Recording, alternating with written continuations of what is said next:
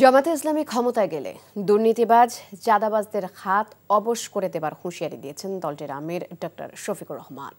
সোমবার রাতে মিরপুরে অনুষ্ঠিত এক পথসভায় এমন হুঁশিয়ারি করেন তিনি।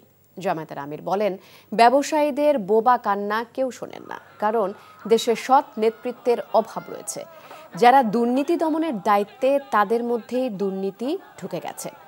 জামায়াত ক্ষমতায় গেলে রাষ্ট্র ন্যায় এবং ইনসাফের ভিত্তিতে চলবে জানিয়ে দলটির আমির বলেন, দেশের নাগরিকরা যোগ্যতা অনুযায়ী চাকরি পাবেন এবং কেউ জবাবদিহিতার বাইরে থাকবেন না। যারা অপকর্মে লিপ্ত হবে তাদের বিচারের কাঠগড়ায় দাঁড় করানো হবে। বিচার বিভাগ দেখবে না কে রাষ্ট্রপতি বা কে প্রধানমন্ত্রী। আপনি যেখানে যাবেন সেখানে দুর্নীতি, সেখানেই চাঁদাবাজি, মানুষ অতিষ্ঠ। এই জেলায় একেবারেই মানুষ এখন হাসপাস করছে। আমরা দুর্নীতির বিরুদ্ধে যুদ্ধ ঘোষণা করেছি। এই দুর্নীতি সমাজ থেকে নির্মূল না হওয়া পর্যন্ত আমাদেরকে কেউ থামাতে পারবে না ইনশাআল্লাহ।